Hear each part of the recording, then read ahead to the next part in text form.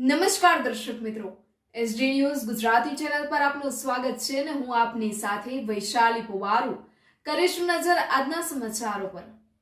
સાબરકાંઠા તલોદથી તલોદ તાલુકા પંચાયતની 20 બેઠકો અને તલોદ તાલુકામાં આવતી 4 જિલ્લા પંચાયતની બેઠકોની મતગણતરીમાં જિલ્લા પંચાયતની 4 બેઠકો પર ભાજપના ઉમેદવારો વિજય બન્યા અને જાહેર કરવામાં આવ્યા।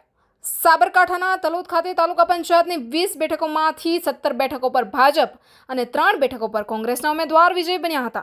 આ અંગે મળતી માહિતી મુજબ ગત 26 એપ્રિલના રોજ સ્થાનિક સ્વરાજ્યની ચૂંટણીમાં તાલુકા પંચાયત અને જિલ્લા પંચાયતની બેઠકોની યોજાયેલ મતદાનની મતગણતરી આજે તલોદ ખાતે આવેલ HP arts and commerce college ખાતે હાથ ધરવામાં આવી હતી, જેમાં શરૂઆતમાં તાલુકા પંચાયતમાં આવતી આંત્રોલી, વાસ, દોલજી, દોલતાબાદ, પુનસરી અને વડોદરા જિલ્લા પંચાયતની 4 બેઠકોની મતગણતરી હાથ ધરવામાં આવી હતી, જેમાં 4 બેઠક ઉપર ભાજપના ઉમેદવારો વિજયી જાહેર થયા હતા, જેમાં દોલતાબાદ બેઠક પરના ઉમેદવાર અને આમ આદમી પાર્ટીના જિલ્લા પ્રમુખ હેતેન્દ્રસિંહ પરમારનો કારમો પરાજય થયો હતો।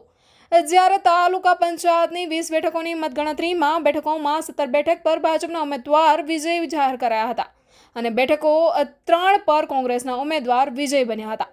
પરિણામ જાહેર થતાં વિજયી ઉમેદવારોના ટેકેદારો દ્વારા વિજય સરઘસ પણ કાઢવામાં આવ્યો હતો। તલોદ તાલુકા પંચાયતની 20 બેઠકો પર અને જિલ્લા પંચાયતની 4 બેઠકો પર યોજાયેલા ત્રિપાંખિયા જંગ જામ્યો હોય તેવું લાગી રહ્યું છે।